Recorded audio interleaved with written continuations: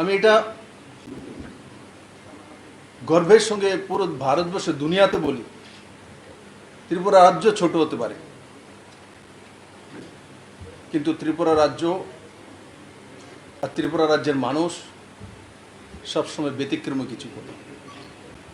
আর তার সবচেয়ে বড় উদাহরণ স্বয়ং বিপ্লব দেব। আমার কোনো পরিচিতি ছিল না, আজ আমাকে মানুষ চেনে, দুনিয়া চেনে।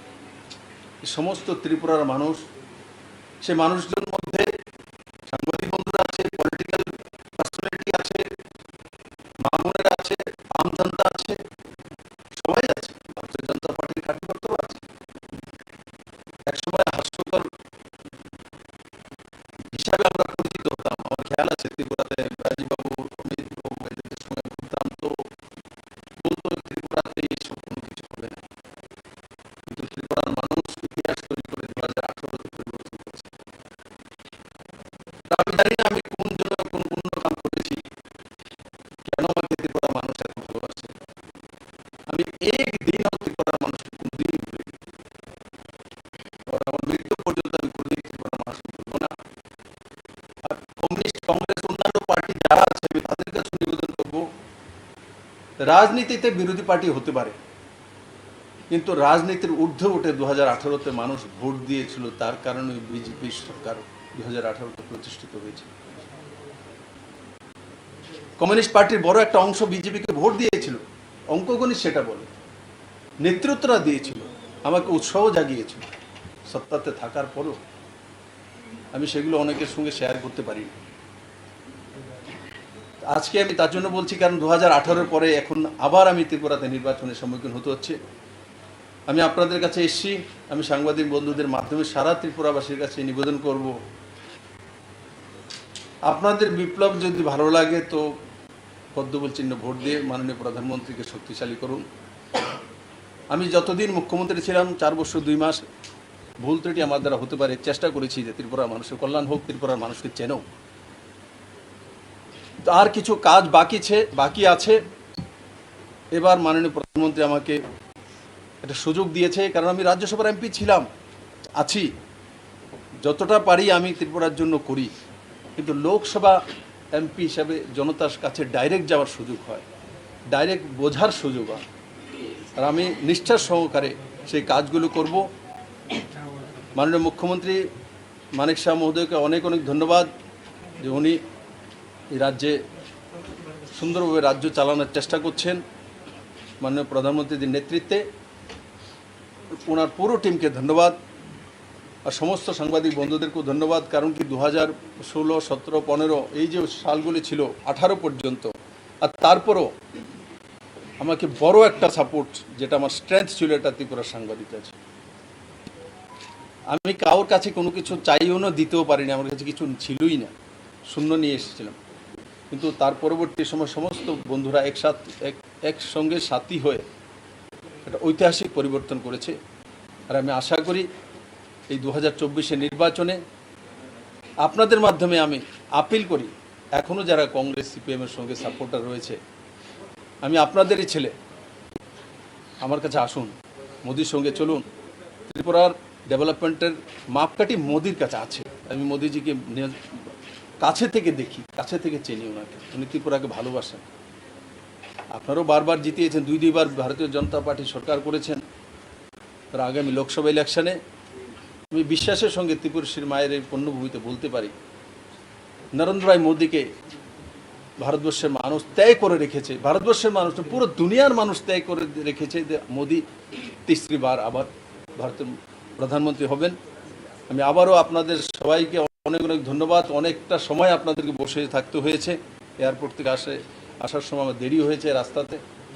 আমি কৃতজ্ঞ সারা ত্রিপুরার মানুষের প্রতি, পার্টির কার্যকর্তার প্রতি, যে এখনও আমাকে যতটা আপনারা 2015, 16, 17, 18, 19, 20 লাগাতার যতটা ভালোবাসা দিয়েছেন, আজও ঠিক ততটাই ভালোবাসা আপনাদের কাছ থেকে আমি পেয়েছি, আগামী দিনগুলিতে পাবো।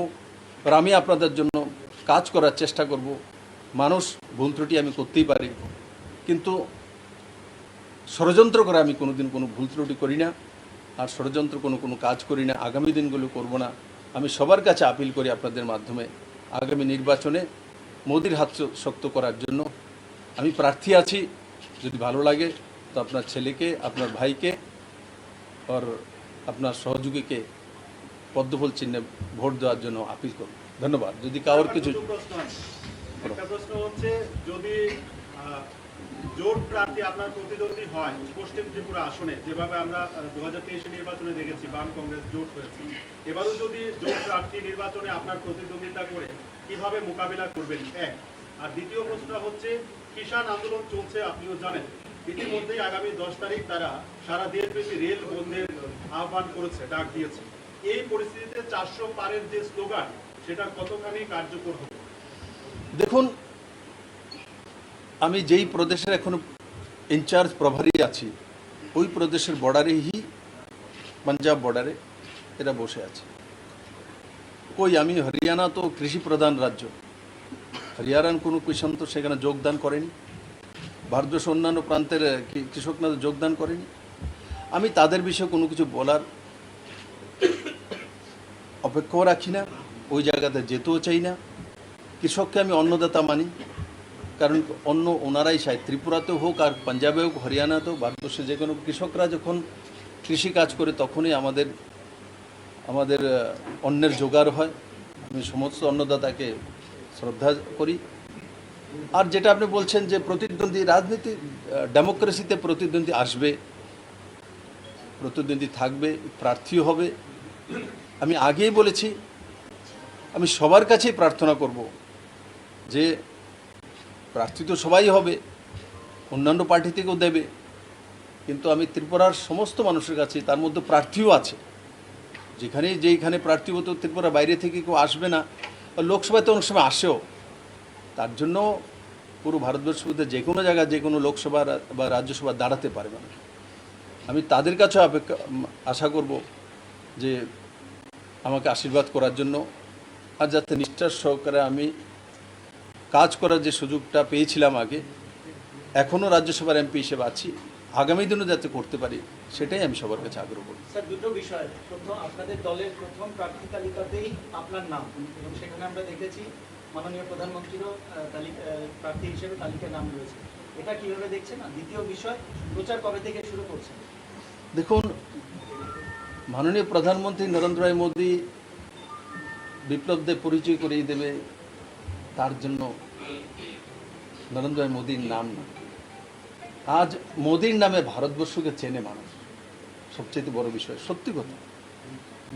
আচ্ছা, নরেন্দ্র ভাই মোদীর নামে ভারতবর্ষকে চেনে পুরো দুনিয়া, সেটা আমাদের ভারতবাসীর জন্য সবচাইতে গর্বের বিষয়। তো স্বাভাবিকভাবে আমাদের দলের সর্ববৃহৎ নেতৃত্ব উনি, তো লিস্ট বেরিয়েছে, তার মধ্যে সমস্ত অনেক এমপিদের 195 জন লিস্ট ছিল, তার মধ্যে আমারও আছে। তো আমি ভাগ্যবান যে ভারতীয় জনতা পার্টি, নরেন্দ্র ভাই মোদীর নেতৃত্বের পার্টির আমি সাংসদের যে টিকিট আমাকে পার্টি দিয়েছে, আমি তার জন্য মাননীয় প্রধানমন্ত্রী জেপি নাড্ডাজি, অমিত ভাই শাহর প্রতি কৃতজ্ঞ। আর বাকি ইলেকশন হবে, ইলেকশনে প্রমাণ করার দরকার নেই। আর ভারতীয় জনতা পার্টির সমস্ত কার্যকর্তাদেরকে আমি বলবো আপনাদের মাধ্যমে, মানুষ বিজেপিকে পদ্মফুল চিহ্নে মোদীকে প্রধানমন্ত্রী বানানোর জন্য বসে আছে। আপনারা শুধু বুথ ওয়াইজ মানুষের কাছে গিয়ে একবার আপিল করুন। আর মাননীয় প্রধানমন্ত্রী সবাইকে প্রণাম জানিয়েছে, নমস্কার জানিয়েছে, উনি আপিল করেছেন, সেটা বললেই আমার মনে হয় ভারতবর্ষের জন্য কল্যাণ। প্রচার কবে থেকে শুরু?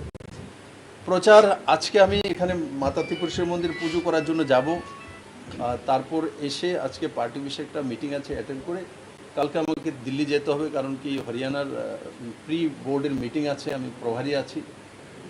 তারপরে একদিনে আমি চলে আসব, আর 8 তারিখে আবার আমাকে যেতে হবে সন্ধ্যার সময়, কারণ কি পার্লামেন্টারি বোর্ড মিটিং আছে।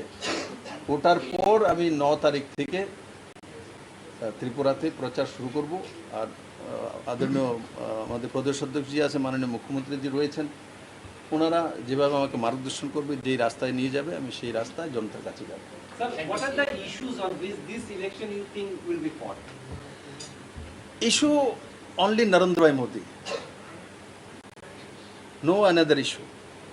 all over India, only one issue, Narendra Bhai Modi and Bharatiya Janata Party. And opposition is all over India, everybody. So familiar issue. No 140 crore public issue. And Narendra Modi is our leader, or he is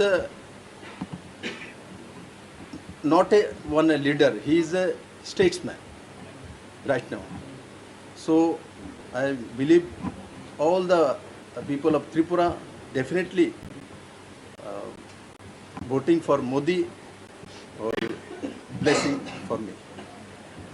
sir, প্রধানমন্ত্রী কেন্দ্রীয় নেতৃত্বের মুখে আমরা দেখতে পাবো কিছুদিনের মধ্যে, বা প্রধানমন্ত্রী আপনার কোনো সম্ভাবনা কি রয়েছে? আপনার কোশ্চেনটা খুব সুন্দর। প্রধানমন্ত্রী আপনার হৃদয় আছে, আমার হৃদয় আছে। প্রধানমন্ত্রী ফিজিক্যালি নিশ্চয়ই একবার ত্রিপুরাতে আসবেন ত্রিপুরসী মায়ের আশীর্বাদ নেওয়ার জন্য, কিন্তু মোদি সবার হৃদয় আছে, বিশেষ করে মহিলাদের হৃদয়। Thank you. Thank you. সবাইকে অসংখ্য ধন্যবাদ, নমস্কার।